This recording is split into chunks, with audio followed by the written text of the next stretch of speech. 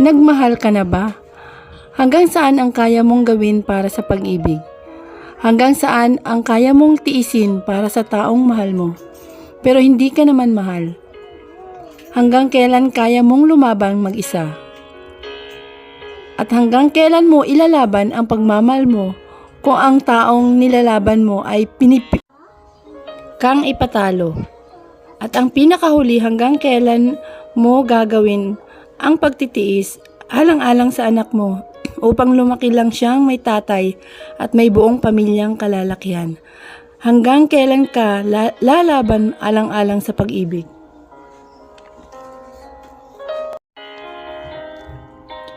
Stand alone, romance. Minsan na nga lang akong magpaka-adventurous at makinig sa bad influence kong barkada ay masasangkot pa ako sa ganitong iskandalo. Paano nangyari na nagising ako sa tabi ng isang kilalang batchmate ko noon sa college? Blake San Ferrer. Bakit sa dinami-rami ng pwedeng kumuha ng pagkatangi-tanging perlas ng silanganan ko, bakit siya pa? I never get frustrated with my life. My high school is pretty boring. I am Alisa, of course. I am that goody two-shoes, anak ng kagalang-galang na principal sa barangay namin. Apo ng kapitan. Nagkolehiyo pero never nagkajowa. Masyado kong dinibdib ang aking pag-aaral. My parents are what we can say na overprotective. Isa pang dahilan kung bakit tila pesticide sila sa mga lalaki na tila bubuyog na lalapit sa tulad kong bulaklak. Nalasing lang ako kagabi dahil sinama ako akong magwalwal ni Mars, short for Marcel, na ka-office mate ko. She's also my blackmate na kurso kong accountancy before. Tapos magigising ako na nakatabi si Blake San, may jowa itong tao, at bakit ba napaka-olats ko? I never imagine na ganito mangyayari ang lahat. Alam kasi ni Marcel na itong si Blake ang ultimate crush ko, pero hindi ko naman alam na magbubunga pala ang one night stand namin. Hindi ko alam kung paano ko nilunok lahat ng panlalait at pangmamaliit na narinig ko kay Blake San. I am like ice is instantly melt from his harsh words. Tila nanigas na lang ako sa isang sulok ng kama habang nagbibihis siya. The fuck? Why did this happen? At sa kanya ako tinapunan ng masamang tingin. Hindi ko lubusang maisip na ang taong hinahangaan ko ng matagal na panahon ay kamumuhian ako ng ganito. Another desperate woman. You like what happened last night? Fucking right? Matigas na tanong niya. Mabilis akong umiling habang umiiwas ng tingin. Hindi lasing. Hindi. Lasing ako, Blake. Stop! Just forget what happened. Okay? Wag mo akong susubukang pikutin. Gagawin kong impyerno ang buhay mo. Dama ko ang galit niya. Isang araw nga ay dumating ang araw na kinatatakutan ko. Mga sintomas ng pagbubuntis at agaran ko itong nakumpirma nang makabili ako ng pregnancy test kit. Tila nanlalamig ako noon. Ang nanay ko na isang principal ay isa ring single mom. Hindi ko ata kayang makita yung magiging disappointed na tsura ng aking ina. Pilit kong ikinukubli ito. Ngunit sa kadahilanan na nasa pudir pa rin ako ng aking magulang, tila isang bomba na sumasabog si Lolo. Lo, tama na, awat na. Pilit na pinapakalma namin ni Mama si Lolo. Ngunit matigas ang ulo niya at tiimbagam niya kaming tiningnan. Hinayaan ko si Ana noon na mabuntis at wala kang kinikilalang ama apo ko, pero hindi na yun mauulit sa apo ko sa tuhod, Alisa. Sino ang bastardong lalaki na yun, Alisa? Kailangan kanyang mapanagot. Sumukob ang takot sa akin. Maimpluwensya ang angka ni Blake San. Siya man ay may-ari ng kilalang mga kumpanya sa bayan na ito. Hindi ko alam kung anong haharapin kong dilobyo kung sakali tutuhanin niya ang banta. Tila hinawakan ko na lang ang aking tiyan. Nais ko na bigyan ito ng buhay na kahit ako man lang ay makontento na. Ninanais ng aking ina na buhayin ako mag-isa at tanging si Lolo lang ang tanging katuwang at ang namayapa kong lola. Nais ko ring gawin yon, ngunit nalaman ni Lolo ang lahat. Tila may kumpare itong hininga ng tulong. At sa isang iglap ay tila bangungot ang pangarap ko noon na kasal ko. I dream of a lovely wedding with my wishful white wedding gown, with my loving groom and my friends as the people who'll be on my special day. But instead, nasadlak ako sa isang kasalan sa West o mas akmang sabihin na sakalan. Tandang-tanda ko pa ang nakakademonyong tingin ni Blake San sa akin. He almost tried to sue us. Nakala niya ay namimikot lang ako. No social media knows about the scandalous thing. Ginawan ay yun ni Blake San ng paraan na maski ang current girlfriend niya ay walang alam. Napatunayan na siya ang ama. Nasadla kami sa malamig na kasalan and I and his son became his little dirty secret.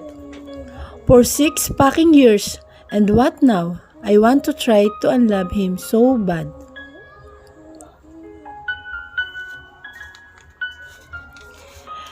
Blame us.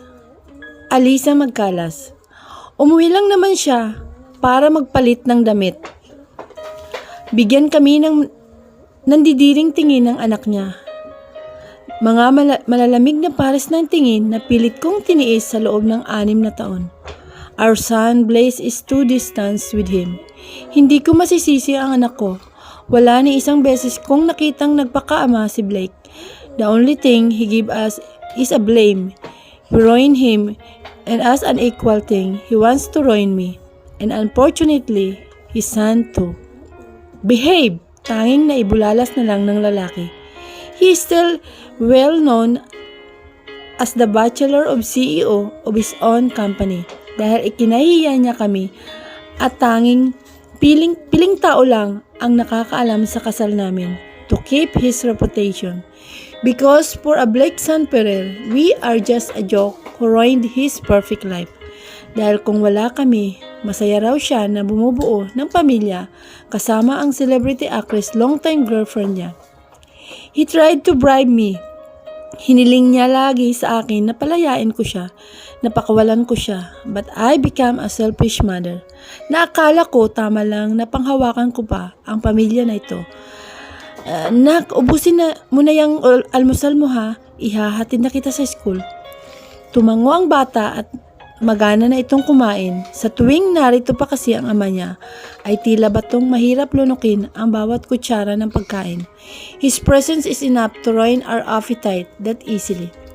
Matapos kong mailagay ang pinagkainan namin sa sink ay nilabas ko na ang kotse ko sa garahe. Hinayaan ko na magpatianod sa ganitong klaseng routine sa loob ng mahabang panahon. I am and still enslaved with fear and hope. One day, with wishful thinking that maybe beyond deep in my heart, he'll find love for his son. Kahit sa anak na lang niya. Hindi ko na hiniling na pati ako. I know na kinakainisan at kinasusuklaman niya ako. Tumigil ako sa pagtatrabaho para maalagaan ang bata. We are both financially stable, pero alamdam ko na may kakulangan at yon ay ang buong pamilya. Lumaki ako sa isang single mom and I am happy now. I can see the sense na dapat hindi na pinupurso ang isang relasyon na walang pag-ibig. It only not devastating for me but also to my son. Nakarating kami ng matiwasay sa isang private school kung saan naka-enroll ang aking anak. Blaze Ken Magkalas. From the very start, ay ayaw ipahiram ni Blake ang kanyang apelyido sa aming anak. Just that things makes my heart shattered. Hindi ako makapaniwala na kaya niya ring gawin yun sa anak niya, sa ngalan ng reputasyon at kaligayahan niya, dahil kaligayahan niya ang paghihirap namin. OMG! Nagkasalubong din sa wakas ang landas natin. Ani ng matinis na tinig. Si Marcel pala at may kaumbukan na ang kanyang dinadalang sanggol sa sinapupunan. Long time no look, bro ha. Hinatid mo pa ata ang asawa mo ha. May-ari kasi ng paaralan na ito ang asawa niya. Hinatid ko lang yung baon niya at ito na ba ang aking inaanak? Kay gwapo naman mana sa ama niyang wala. Hindi na naituloy ng babae ang sasabihin niya. Masasama ang loob ng anak ko. Inirapan ko ang babae at palihim siyang nag-peace sign. I squat with my son's height. the little version of his biological father. Ang namana niya lang sa akin ata ay ang mas maamo niyang mata, while his father has more piercer glaze of a pair of gem. Magpakabait ka anak ha, be good, be kind, and be smart and be brave. I am sorry for everything, but I'll promise that Mama will be better someday. Tiis muna anak ha, aral ng mabuti. Kapag may nangyari dito sa school, never think twice to tell me, okay? Biling ko sa bata habang sinusuklay ang buhok niya gamit ang kamay ko. He smiled with enthusiasm. Yes Mama, I promise I will be good. And I hope someday we can escape from my biological father. Sinundan ko na lang ng tingin ang papalayong bulto ng anak ko. Someday anak, someday. Tara na nga Al, ang tagal na nating walang banding. Tara sa SB. We are both coffee lovers so we arrive at SB, not far away from the school. Dala ko rin ang laptop ko at kinukunik na sa wifi ng cafe. Still with that bastard prick? Tanong agad niya habang sinisimsim ang kanyang kape. I sigh while putting the password on my lappy yap. Sarkastiko siyang pumalakpak. Ang tata girl, mustasa. Dinaig mo na ang gomborsa dyan ha, sa pagka-martyr mo ha. Alam mo naman na guilty ako kung bakit ka naisama sa bar way back nearly 6 years ago. At ang enkwentro niyo ni Blake San, that started the eventful drama like life. Pero sis, wake up. Pwede mo pa siyang hiwalayan. Kung ganun lang kadali, Marcel, edi sana numpa, yamot ko. Ay girl, ang nagpapahirap lang sa sitwasyon na ito ay ikaw mismo. Naaawa ako sa bata, physically, nandyan ang tatay pero nandyan ba ang love? Hindi lahat ng kumpletong pamilya nagiging masaya. Sermon niya, linggo-linggo na lang actually. Alam ko, umaasa lang naman ako na baka sakali ay magbago pa ang puso niya. Baka may maisalba pa ako. Agad ko na pagdadahilan. Umirap siya bago kinuha ang kanyang cellphone.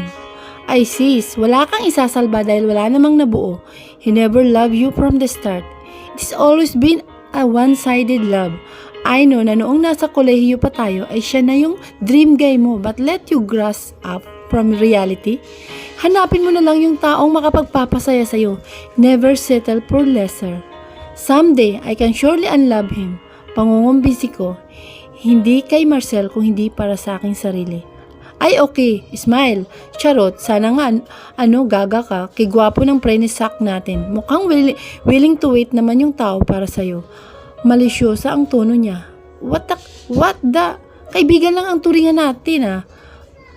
Sira, BFF lang natin yun Pangungontra ko sa sinabi niya. Walang BFF na lubusang na-depress at kailangan pang lumayo ng malamang ikinakasal ka na ng palihim sa bastard prick na asawa mo, kuno.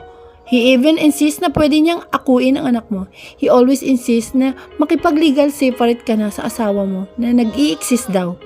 Ikaw kamo ang dami mong alam ha, nabuntis ka lang aalis na nga ako, pupuntahan ko pa yung shop ko sa mall. Ani ko matapos matingnan ang mga stocks and investment ko sa aking laptop. Dump. Alisa magkalas. I am brushing my hair in front of my mirror table. Tila sa mga nagdaan na taon ay hindi na naasikaso ang sarili ko. The eye bags are too obvious. Masyadong mabigat na parang kaunting segundo lang ay bibigay na. My lips are dry, parang hindi na kayang remodyuhan ng lip balm. Noong minsan kasi na bumili ako ng skincare ay agad akong naipagbintangan ni Blake na may lalaki. Tandang-tanda ko pa ang araw na yon. Ang sabi niya, wala raw akong karapatan na maghanap ng iba. Itinali ko raw siya sa kasal na ayaw niya at ganun din ang gagawin niya sa akin. In that day, hindi ko na sinubukan maski bumili ng lipstick. He will just gonna throw it away at bibigyan ako ng masasakit na salita. At least, he never tried to hurt me physically, but I am so tortured mentally. Sabado at walang pasok ang anak ko. Kagagaling ko lang sa grocery kanina. Binili ko ng paboritong marshmallow ang batang makulit.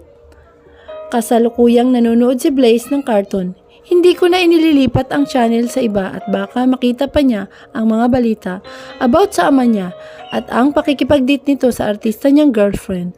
Isang linggo nang hindi umuwi siya. Ang alam ko ay nag-Europe tour silang dalawa ni Denise, kaya kaming dalawa lang ng anak ko ang narito. Mabigat para sa akin ng lahat when the man that you love is happier on another girl. Bonus pa na masakit yung katotohanan na hindi niya ako kayang tapunan ng ngiti. He can't smile for me the way he smiled to her. Yeah, probably. I am so helpless and hopeless. It feels beyond pain and suffering. I don't know until when I can hold it on. Secluded ang subdivision na tinitirhan namin. He can't afford to let us expose. He is so influential na kahit tradesman na nakasal na siya at may anak na siya ay walang lumalabas. He knows what he plays and this game is too much. Kumukulo na ang niluluto kong ginataang kalabasa at nagprito ako ng manok. My son loves vegetable and chicken. Habang hindi masikmura ni Blake na kainin ang luto ko, I remember one time na niluto ko ang paborito niya. And he said awful things na kung maaari ay magpa-deliver na lang kami ng dinner. Hindi niya raw kasi masikmura ang lasa. Anak, come here. Table is ready. Magiliw na pumunta na ito sa hapag. He washed his hand at siya na ang muno sa pagdasal namin bago kumain. Magiliw kaming kumain, bagay na hindi namin kayang gawin sa tuwing narito siya. Ma, your cooking are the best. Especially fried chicken. Sabay subo nito ng malaki sa piraso ng karne ng manok. I chuckled at saka pinunasan ang gilid ng labi niya. It's slowly, young man. You don't want to choke, right? Okay, ma'am. Iniligpit ko na ang pinagkainan at nilalasap na namin ang dessert na ginawa ko, which is baked cupcake na iba-iba ang flavor. We both loved the red velvet one. Tumunog ang cellphone ko at may request ng video call. Zach is on the other line. Hi, Zach! Ngumiti ito ng pagkagwapo-gwapo. Hindi na katakataka that way back on our college days ay siya ang bukang bibig ng mga babaeng estudyante na sa Dominicos University. Hello, my beautiful best friend! Pagbati nito with his signature playful smile. Agad kong sinamaan ng tingin ang asol na mata niya. Nakuha niya yun sa British niyang ama. Wag ganun, kapatid. Hindi lang ako ang beautiful sa paningin mo, ha? Palikero, umaakto na tila nasasaktan. Kung tadyakan ko kaya siya, kaso malayo Kasalukuyan itong nasa Italy para sa ginaganap na launching ng bagong brand ng mga damit ng kanyang sariling clothing line company. That isn't true, ikaw lang sapat na, Alisa. Ayan na naman siya sa mga banat niya. Kung hindi pa ako nasanay sa mga yan, matagal na siguro akong hulog sa kanya. Pero kilala ko na siya noon pa. Mantrio kami nila Marcel, si Marcel na Queen Bee, si Zach na Playboy, Prince at ako na nobody. Ay, iwan ko sa'yo, ito ang inaanak mo at parang gusto ko lang kausapin. Hi po, Tito Ninong Zach, bati agad ng anak ko, malapit sila sa isa't isa. Alam ko na ipinagbabawal na Blake son na makipagkita ako sa iba, but Zach is an exception. He's my long-time friend. Wala naman siguro itong mali siya. And as if na binabakuran ako ng asawa ko, halos iluwanan nga niya ako Hey buddy, how's your studies? Tudong ngiti si Zach kung tutuusin ay mas naging ama pa itong si Zach kaysa kay Blake. I remember the day na saktong magle-labor na ako, halos mamilipit ako sa sakit at pumutok ng aking panubigan. I tried to reach Blake but he is nowhere to be found. Nasa date pala siya noon kasama ang girlfriend niya. Kaarawan niya kasi noon. At ang only choice ko na lang ay ang tawagin si Zach. Hindi ito nag-atubili na sunduin ako sa bahay. Siya at si Marcel ang kasama ko sa halos ng oras ko na panganganak. Pero walang anino ni Blake akong nakita. Ayaw ko na lang isipin ang nakaraan. Masyado lang bumibigat ang dibdib ko. Masyado nang maraming luha ang pumapatak dahil sa asawa ko. Mukhang tapos na silang mag-usap at ibinalik na ng anak ko sa akin ang cellphone ko. My child excuses at pumunta na siya sa living room para manood ng cartoons. Noong kaming dalawa na lang ni Zach ang nasa video call ay naging seryoso na ang aming usapan. Alam mo naman nakasama si Denise sa mga model ng damit ko, di ba, Al? Nandito rin ang asawa mo at sinusuportahan siya. Tila nanuyo na naman ang aking lalamunan. May bagong bigat na naman akong nadarama sa aking dibdib. And it's painful. Akala ko wala nang sakit kasi nasanay na rin naman ako. Ayos lang pag-aalo ko sa sarili ko. Hindi para sa kaibigan ko, pero sa sarili ko. Higit para sa 6 na taon akong nagtiis. at makailang ulit kong sinabi ito sa sarili ko. It's not as if hindi pa ako sanay. Sanay na nga akong masaktan eh. Galit naman si Sak na napatingin sa kawalan. Walang ayos doon ang Alisa. Ikaw yung legal na asawa. Ipaglaban mo naman yung kaligayahan mo. Bitawan mo na yung tanginang gago na yun. Hindi ko na mabilang kung ilang beses na niyang sinabi to. Ang kaninang nagbabadya kong luha ay kusa na lang na nilandas ang aking pisngi. Nataranta naman na tumingin sa akin si Sak through video call. Hoy Alisa, wag mo nang iyakan ang gago na yun oy. Kunwari ay mas lalo lang nilakasan ko ang iyak ko. Mabuti pa tong mokong na to, napapasaya ko. Minsan nakaka-depress din siya eh. Okay na ako, ikaw kasi kunwari paninisi ko sa kanya. Hala, ba't ako al? Ako ba may babae? Sinimangutan ko na lang siya at pinataya ng tawag. Mga asar na lang kasi yun, akala mo naman talaga hindi siya babaero o palakiro.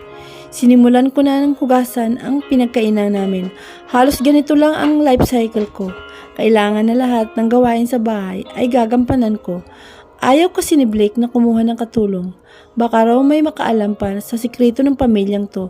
Ayaw niya na madagdagan pa ng mga taong pwedeng sumausaw sa amin. Matapos patuyuin ang mga plato sa puting basahan, ay sinimulan ko ng samahan ang anak ko. He looks enjoying watching. Alam ko naman, may emotional and psychological impact sa anak ko ang ginagawa ni Blake. My son is too aloof for his age. He is antisocial, silent, and not so friendly. Mas nanaisin nito na manood, maglaro sa kanyang tablet o magbasa ng libro. Marahil ay sa paalala ni Blake sa kanya that my son should not tell about him being his father. Hindi naranasan ng anak ko na batiin siya ng kanyang ama noong kaarawan niya sa bawat kaarawan niya actually. Hindi naranasan ng anak ko na mabuhat man lang ni Blake, mahagkan, pinagkait lahat yun ni Blake. Danas ko na rin yun sa kaso ko ay wala talaga akong kinalakihan na ama. My mother was raped by a Chinese guy. Hindi na muling nakita yung lalaki. Galit na galit daw noon ng lolo ko. Nag-iisang anak si mama at babae pa. Tapos kung sinong inchik na putok sa buho lang ang lalas pastangan sa anak nila. Hindi ko naranasan ang magkaroon ng ama. And I know that it's not easy. Pero iba ang naranasan ng anak ko. Blake is basically here sometimes pero wala rito ang puso niya. At sa ginagawa ni Blake ay nagtatanim ito ng galit at pagkamuhi sa puso ng anak niya. At baka lumaki ang bata na malayo ang loob sa kanya. Ako lang naman ang kumakapit sa pamilya na to. Hanggang kailan pa ba? Lagi ko nalang tinatanong sa sarili ko, am I too dumb to notice that I am just destroying it all? Acknowledgement. Alisa Magkalas. Nang makabalik na si Blake dito sa Pilipinas ay umuwi lang ito saglit. Katulad ng dati ay tila yelo pa rin ang pakikitungo niya sa amin. He just changed his clothes. Kinuha ang susi ng sasakyan kahit gabi na at sa condominium ng girlfriend niya siya nagpunta. Hindi ba sila nagsasawa sa mga mukha nila? Hindi na yun bago. This house for him is not his home, not his place, and never gonna be. Tila hangin lang ito, nasusulpot at alis. Kalimitan ay nagiging bagyo pa. Kami ang sumasalo sa galit ni Blake sa tuwing nag-aaway sila ni Denise. Blake really loved Denise. May mga panahon nga lang talaga na binulag ko ang sarili ko. I always remind myself that I am the legal wife. Ako ang mas may karapatan, but rights will remain rights. Kung hindi mo naman ito ipaglalaban, sabi nga ni Judge na naging prof ko sa subject ko na obligation and contract noong nasa college pa ako. Accounting ang kurso ko noon eh. Hindi ko pwedeng ipangalandakan na may karapatan ako dahil matagal na yung tinatapakan ni Blake. My rights is just a privilege for him. Tara na anak, sleep na tayo. Hinilamusan ko muna ang anak ko. We changed our clothes on a more comfortable one. Nagtimpla ako ng warm milk para sa mas makatulong sa mas madali naming pagtulog. As usual ay hindi natutulog sa silid namin si Blake. Karaniwan pa kapag umuwi ito ng lango sa alak ay nasa guest room pa ito. This bed is so cold every night. Ang kayakap ko lang ay ang aking anak. Anak ko na lang ang nagbibigay ng ginhawa sa puso ko. Kung may isang bagay lang, ako na hindi pagsisisihan ay ang mabuo si Blaze. My son is a loving child. My son is a loving child. My son is a loving child. My son is a loving child. My son is a loving child.